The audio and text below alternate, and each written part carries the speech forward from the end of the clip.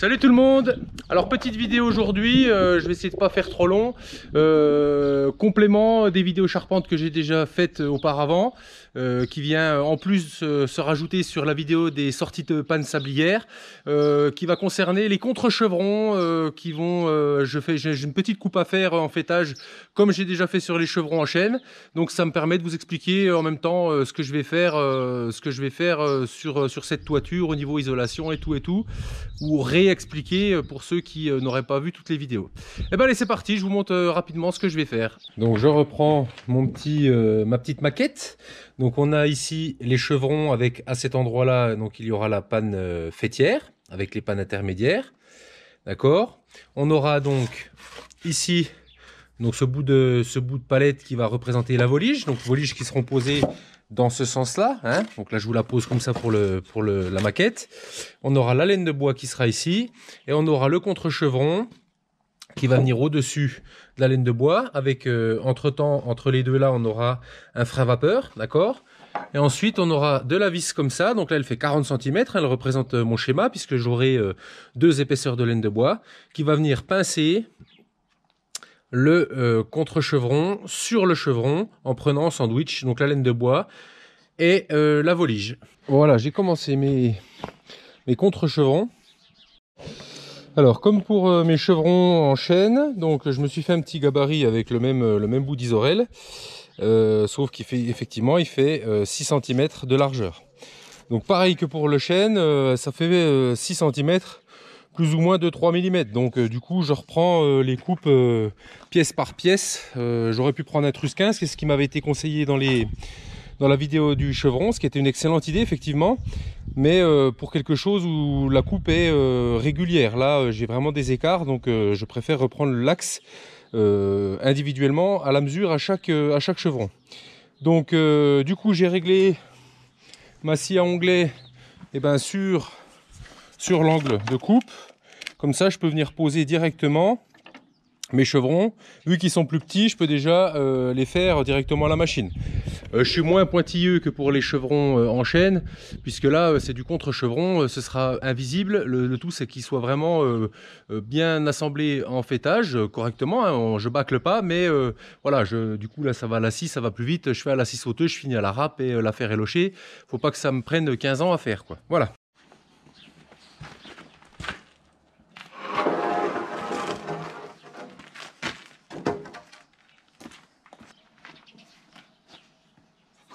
Alors, je prends soin, étant donné que c'est un carré, j'aurai un chevron qui ferait 6 par 8, je serai obligé de le poser dans un sens unique. Là, j'ai un carré, donc je vais prendre soin de bien faire en sorte qu'il soit toujours posé dans ce sens-là sur ma toiture. Pourquoi?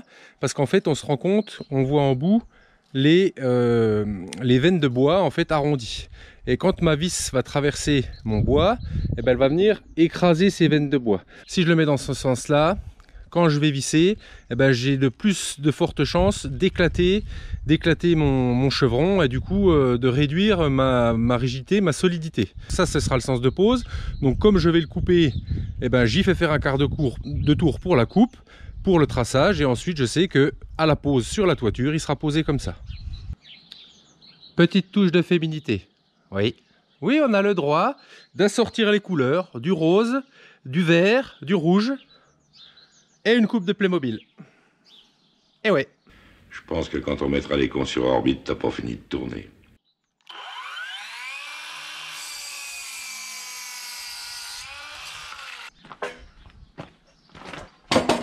Si j'avais dû faire mon traçage initial, je serais venu comme j'ai fait pour les chevrons en chaîne, je serais venu comme ça.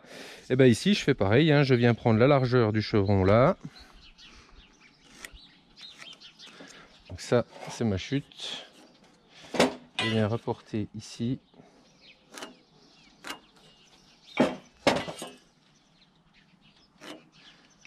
Ici. Je mesure, donc là, vous voyez, je suis pile poil à 6, mes d'autres sont à 5,7. Donc je préfère, plutôt que de faire au Trusquin, faire à chaque chevron pour avoir vraiment du mi-bois à chaque chevron. Je marque ma chute.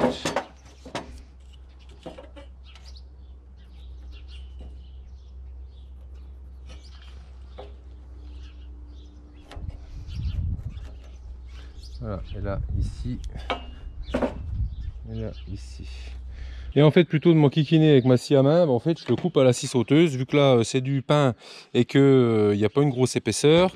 Et si ça coupe pas tout à fait droit, je récupère à la râpe. Hein. Si c'est pas précis au dixième de millimètre, on s'en fout un peu en fait.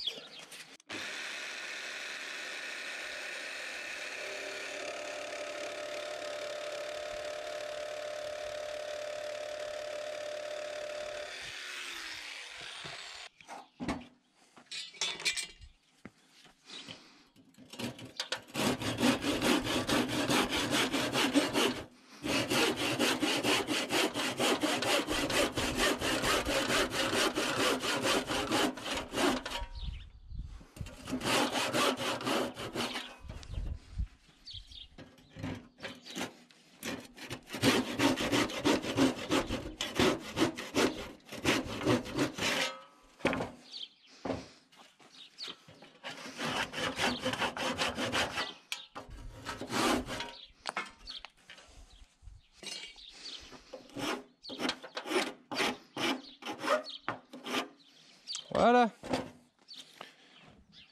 Et même topo, j'en ai 82, 83, j'en ai un petit peu plus, j'en ai peut-être 86 je crois. Voilà, donc bah, je continue. Et puis c'était voilà, petite vidéo rapidos pour compléter ces vidéos charpentes. Petit complément, voilà, en plus de la vidéo des sablières qui était venue complémenter tout ça. Moi je vous dis à une prochaine fois. Allez, ciao ciao.